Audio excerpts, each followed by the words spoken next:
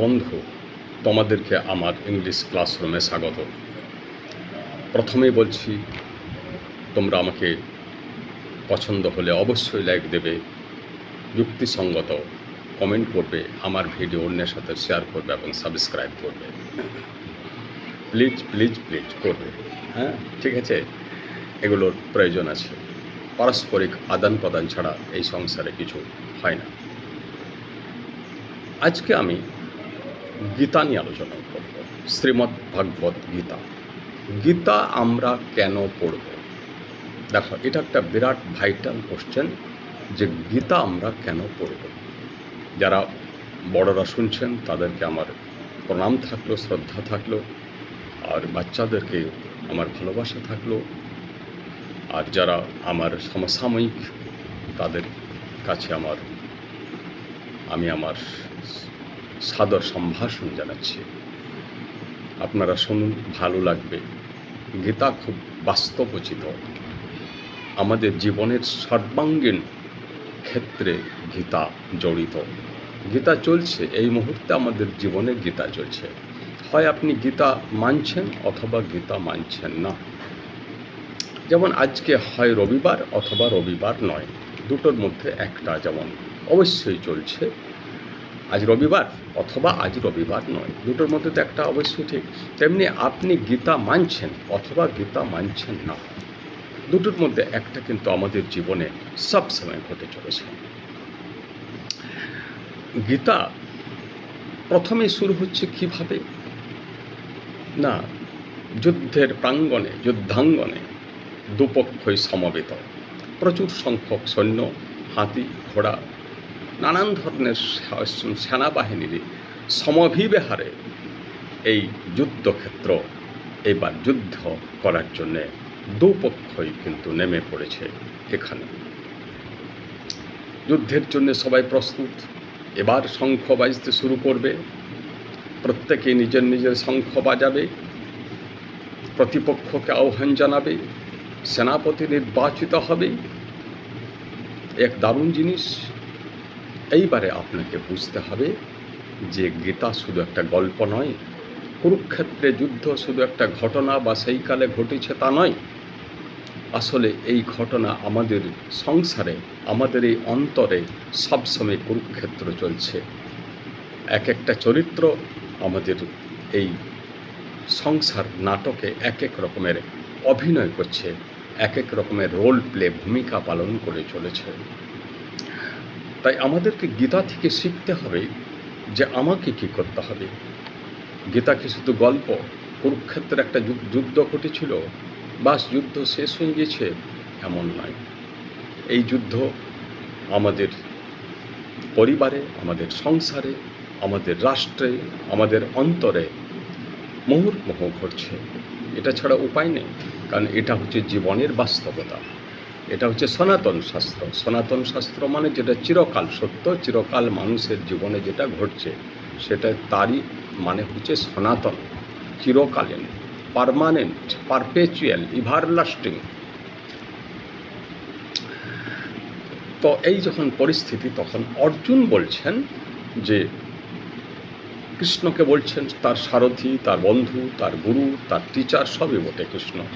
কৃষ্ণকে বলছেন যে আমি যুদ্ধ করব না, আমি বরং সন্ন্যাসী হয়ে চলে যাব, আমি বরং ভিক্ষান্নে জীবিকা নির্বাহ করব, তথাপি আমি যুদ্ধ করব না। দেখুন কি পরিস্থিতি, যুদ্ধের জন্য সবাই তৈরি, আর অর্জুন বলছে আমি যুদ্ধ করব না। এইবার কৃষ্ণ যেভাবে কর্ণকে, ভুল বললাম, অর্জুনকে মত করালেন, যুদ্ধ করার জন্য তৈরি করলেন, সেই যে বিরাট একটা লম্বা প্রসেস, সেটাই হয়েছে গীতা। এই 18টা অধ্যায়ে শ্রীকৃষ্ণ অর্জুনকে বহু কিছু বললেন, বহু কিছু বলে তার মানসিক পটভূমিকা, মেন্টাল ব্যাকগ্রাউন্ড তৈরি করলেন, যাতে অর্জুন কী করতে পারে, অর্জুন নিষ্কামভাবে যুদ্ধ করতে পারে। অর্থাৎ আমাদেরকে বলা হয়েছে তোমরা নিষ্কামভাবে কর্ম করো, তার মানে আগে থেকে ফলের আশা করো না। যে কোনো কাজ, যুদ্ধ মানে যে কোনো কাজই তো যুদ্ধ। দেখবেন যে কোনো কাজে বাধা আছে, অনুকূল পরিস্থিতি আসে, আবার প্রতিকূল পরিস্থিতিও আসে, দেখবেন ভালো করে। অর্থাৎ এটা যুদ্ধ। কুরুক্ষেত্রের যুদ্ধ মানে মানব জীবনের সর্বত্র ঘটছে এমন যুদ্ধ। আপনি চাকরি করতে যাচ্ছেন, যুদ্ধ হবেই। কলিগসদের সাথে মতবিরোধ হবে, কারোর সাথে সহমত হবে। যারা স্কুল কলেজ যাচ্ছে তাদের ক্ষেত্রেও তাই। যে যেখানে কাজ করছে তাকে কিন্তু যুদ্ধ করতে হচ্ছে। দয়া করে মন দিয়ে আরেকটু শুনবেন, খুব মূল্যবান কথা, আপনার জীবনের সাথে মিলে যাবে। গীতা মানে আমাদের জীবনে ঘটছে, কুরুক্ষেত্রের যুদ্ধ আমাদের জীবনে ঘটছে। কেউ অর্জুন, কেউ দ্রোণাচার্য, কেউ ভীষ্মদেব, কেউ বিদুর, কেউ দুর্যোধন, দুঃশাসন, শকুনি, কেউ অশ্বত্থামা, কেউ ধৃষ্টদ্যুম্ন। আমরা এদের ভূমিকা পালন করছি। তখন কৃষ্ণ বোঝালেন যে যুদ্ধ করব না বললে হবে? তুমি যে বলছো আমি যুদ্ধ করব না, সন্ন্যাসী হব, সন্ন্যাসী হওয়ারটা তোমার রক্তে নাই।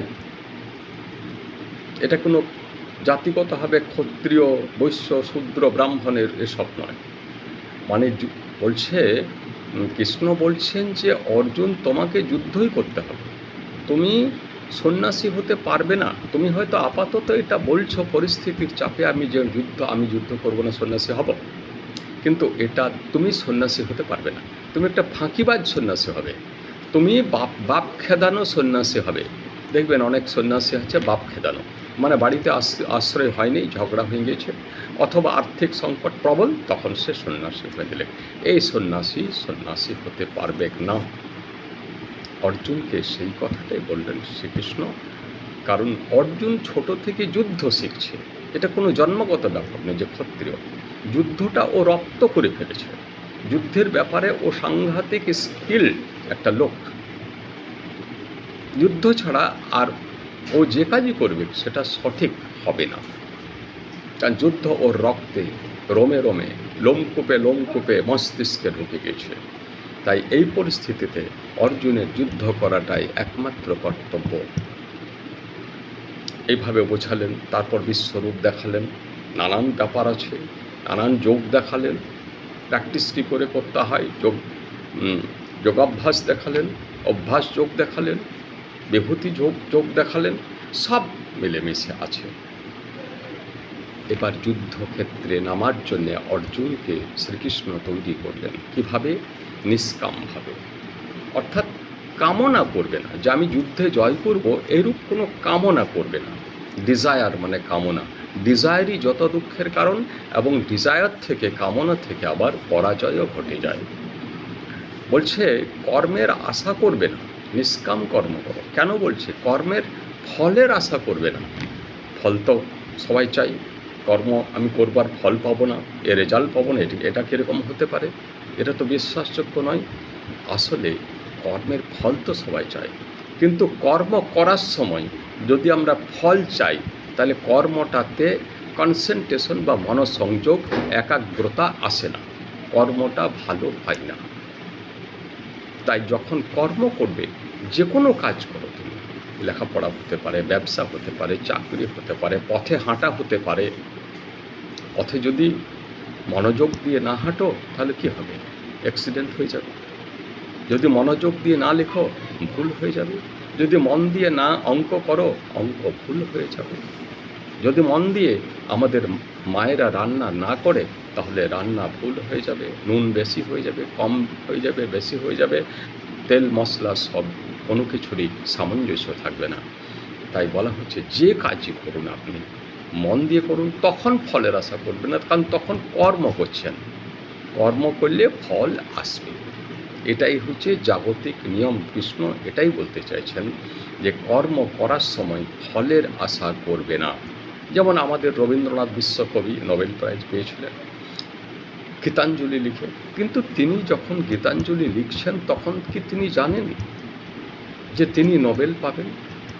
আর নোবেল পাওয়ার আশা করে করে যদি তিনি কবিতা লিখতেন, তাহলে তিনি ওই উচ্চ মার্গের কবিতা লিখতে পারতেন না।